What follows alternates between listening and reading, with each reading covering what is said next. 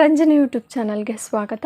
SSLC result ನಿನ್ನೆ ಅಷ್ಟೇ ಬಂದಿದೆ. ಸೊ ಯಾರ್ಯಾರೆಲ್ಲ ರಿಸಲ್ಟ್ನ ನೋಡಿ ತುಂಬಾ ಖುಷಿಪಟ್ಟಿದ್ದೀರಾ, ಹಾಗೆಯೇ ಒಳ್ಳೆ ಮಾರ್ಕ್ಸ್ನ ತೊಗೊಂಡಿದ್ದೀರಾ, ಅವ್ರಿಗೆಲ್ಲರಿಗೂ ಕೂಡ ಮುಂದಿನ ಫ್ಯೂಚರ್ಗೆ ಆಲ್ ದ ಬೆಸ್ಟ್. ಹಾಗೆ ಕೆಲವೊಂದಷ್ಟು ಸಬ್ಜೆಕ್ಟಲ್ಲಿ ನೀವು ಅಂದ್ಕೊಂಡಿರೋ ಅಷ್ಟು ಮಾರ್ಕ್ಸು ನಿಮಗೆ ಬಂದಿರೋದಿಲ್ಲ. ಸೊ ಇನ್ನೂ ನಾನು ಚೆನ್ನಾಗಿ ಬರೆದಿದ್ದೆ ಅಂತ ನಿಮಗೇನಾದರೂ ಅನಿಸಿದ್ರೆ ನಿಮಗೆ ರಿವ್ಯಾಲ್ಯೂಯೇಷನ್ಗೆ ಹಾಕುವಂಥ ಆಪರ್ಚುನಿಟಿ ಇದೆ. ಸೊ ನೀವು ಯಾವುದೇ ವಿಷಯಕ್ಕೆ ರಿವ್ಯಾಲ್ಯೂಯೇಷನ್ಗೆ ಅಪ್ಲೈ ಮಾಡಬೇಕು ಅಂದರೂ ಕೂಡ ನೀವು ಮೊದಲು ಆ ಸಬ್ಜೆಕ್ಟ್ನ ಫೋಟೋ ಕಾಪಿಯನ್ನು ತರಿಸ್ಕೊಳ್ಳೋದಕ್ಕೆ ಅಪ್ಲಿಕೇಶನ್ ಹಾಕಬೇಕಾಗತ್ತೆ. ಸೊ ಅಪ್ಲಿಕೇಶನ್ ನಿನ್ನೆಯಿಂದನೇ ಸ್ಟಾರ್ಟ್ ಆಗಿದೆ. ಫೋಟೋ ಕಾಪಿ ತರಿಸ್ಕೊಳ್ಳೋದಕ್ಕೆ ಅಪ್ಲಿಕೇಶನ್ ಬಂದು 23ಗೆ ಸ್ಟಾರ್ಟ್ ಆಗಿದೆ ಮತ್ತು ಎಂಡಿಂಗ್ ಡೇಟ್ ಬಂದು 26 ಆಗಿರುತ್ತೆ. ಸೊ 3 ಡೇಸ್ ಅಷ್ಟೇ ಬಾಕಿ ಇರೋದು. ಅಷ್ಟರಲ್ಲಿ ನೀವು ಫೋಟೋ ಕಾಪಿಗೆ ನಿಮ್ಮ ಆನ್ಸರ್ ಶೀಟ್ನ ಫೋಟೋ ಕಾಪಿಗೆ ಅಪ್ಲೈ ಮಾಡಬೇಕಾಗತ್ತೆ.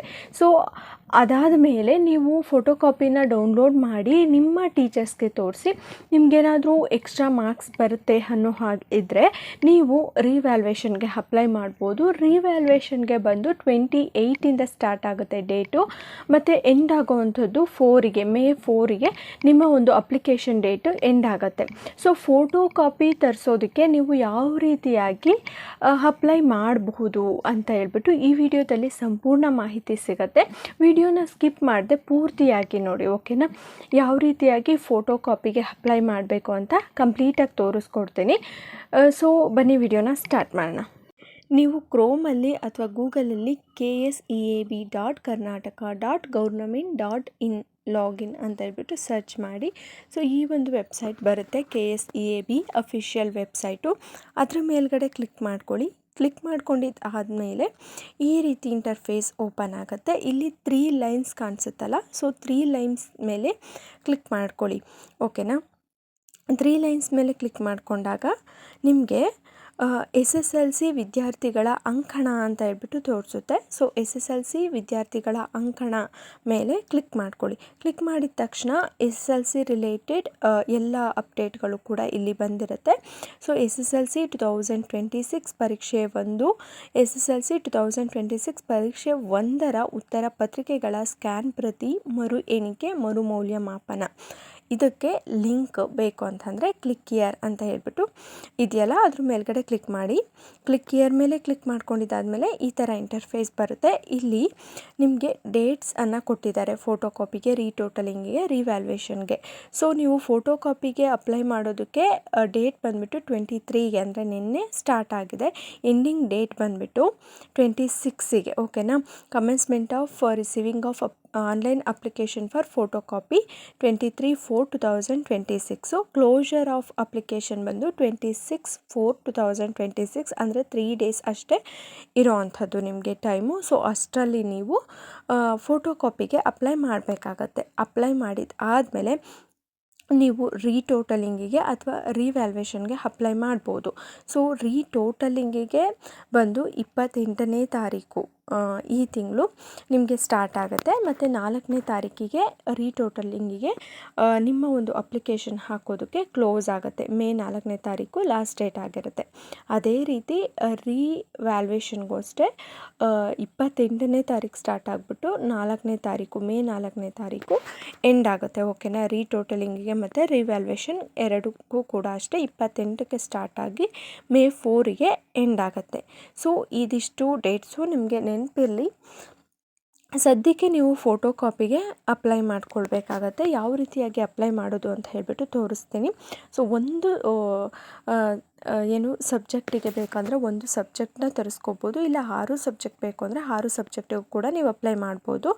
ಇಲ್ಲಿ ಕೆಳಗಡೆ ಸ್ಕ್ರೋಲ್ ಮಾಡಿದ್ರೆ ಆನ್ಲೈನ್ ಅಪ್ಲಿಕೇಶನ್ ಅಂತ ಹೇಳ್ಬಿಟ್ಟು ಒಂದು ಬಟನ್ ಕಾಣಿಸುತ್ತೆ ನೋಡಿ, ಆನ್ಲೈನ್ ಅಪ್ಲಿಕೇಶನ್ ಅಂತ.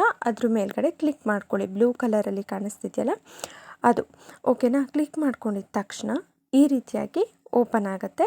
ಇಲ್ಲಿ ನಿಮಗೆ 3 ಆಪ್ಷನ್ ಬರುತ್ತೆ. Application for photo copy, click here to download photo copy, click here to know the status of application. ನೀವು ಅಪ್ಲಿಕೇಶನ್ ಸ್ಟೇಟಸ್ ನೋಡಬೇಕು ಅಂದರೆ 3rd ಆಪ್ಷನ್ ಕ್ಲಿಕ್ ಮಾಡಬೇಕಾಗತ್ತೆ. ನಾವೀಗ ಅಪ್ಲಿಕೇಶನ್ ಹಾಕಬೇಕಲ್ವ, so application for photo copy first ಆಪ್ಷನ್ನ click ಮಾಡಬೇಕು.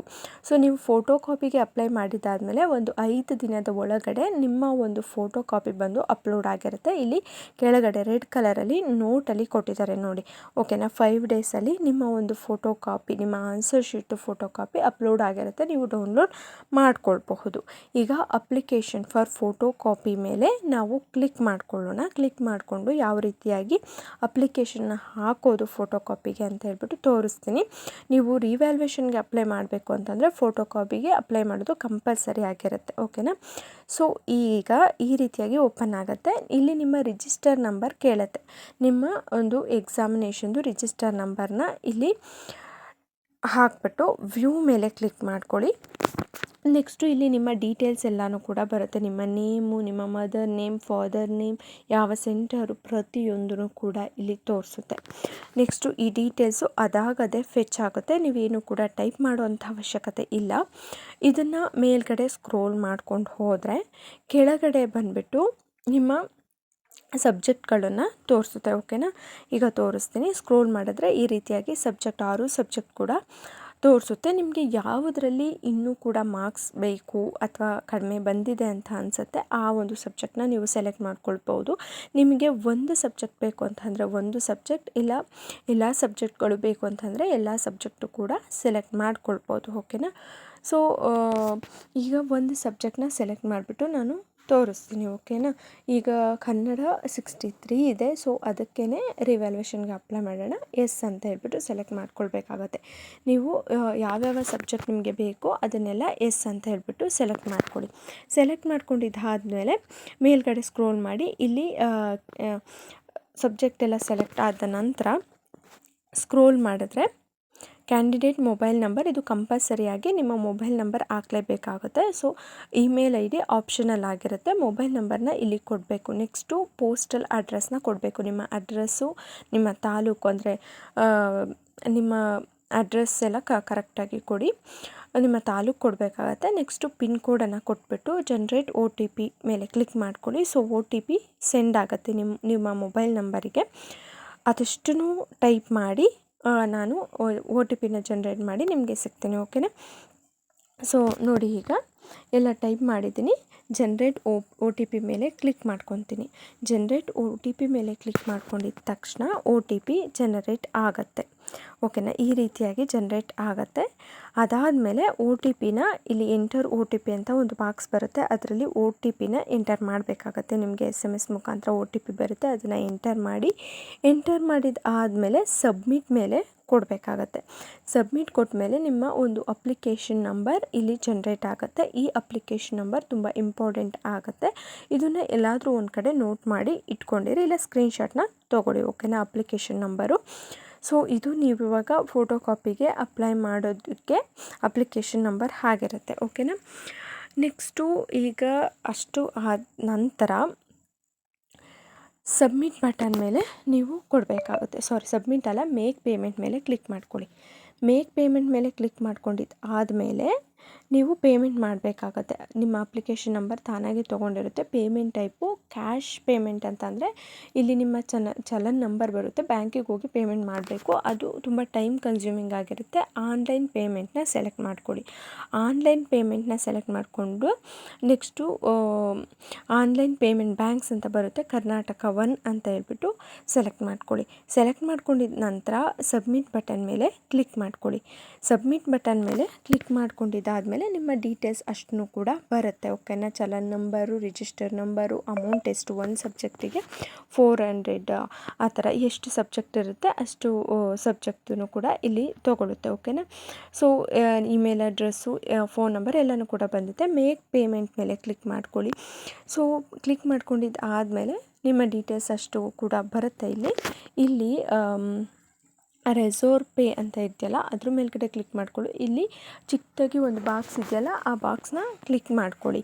So ಅದೆರಡು ಆದಮೇಲೆ ಕಂಟಿನ್ಯೂ ಫಾರ್ ಪೇಮೆಂಟ್ ಮೇಲೆ ಕ್ಲಿಕ್ ಮಾಡ್ಕೊಳ್ಬೇಕಾಗತ್ತೆ ನೀವು.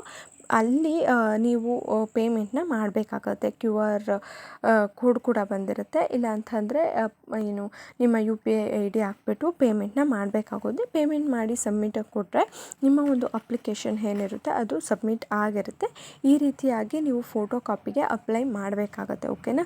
ಸೊ ವಿಡಿಯೋ ಇನ್ಫಾರ್ಮೇಟಿವ್ ಆಗಿದೆ ಅಂತ ಅಂದ್ಕೊಂಡಿದ್ದೀನಿ. ಪೂರ್ತಿಯಾಗಿ ಎಕ್ಸ್ಪ್ಲೈನ್ ಮಾಡಿದ್ದೀನಿ ನಾನು ಸ್ಟೆಪ್ ಬೈ ಸ್ಟೆಪ್ಪು, ಎಲ್ಲೂ ಕೂಡ ಮಿಸ್ ಆಗೋದಿಲ್ಲ ನಿಮಗೆ. ಸೊ ಇದೇ ರೀತಿ ನೀವು ಅಪ್ಲಿಕೇಶನ್ ಹಾಕಬೇಕಾಗತ್ತೆ. ಇನ್ನೂ ಏನಾದರೂ ಡೌಟ್ಸ್ ಬಂತು ಅಪ್ಲಿಕೇಶನ್ ಹಾಕುವಂಥ ಸಂದರ್ಭದಲ್ಲಿ ಅಂತ ಅಂದರೆ ಕಮೆಂಟ್ ಬಾಕ್ಸಲ್ಲಿ ಕಮೆಂಟ್ ಹಾಕಿ. ಇದೇ ರೀತಿ ಇನ್ಫಾರ್ಮೇಟಿವ್ ವೀಡಿಯೋಸ್ಗೆ ನಮ್ಮ ಚಾನಲ್ನ ಸಬ್ಸ್ಕ್ರೈಬ್ ಮಾಡ್ಕೊಳ್ಳಿ. ಈ ವಿಡಿಯೋನ ನಿಮ್ಮ ಫ್ರೆಂಡ್ಸಿಗೂ ಕೂಡ ಶೇರ್ ಮಾಡಿ, ಅವ್ರಿಗೂ ಕೂಡ ಯೂಸ್ ಆಗಲಿ. So thank you.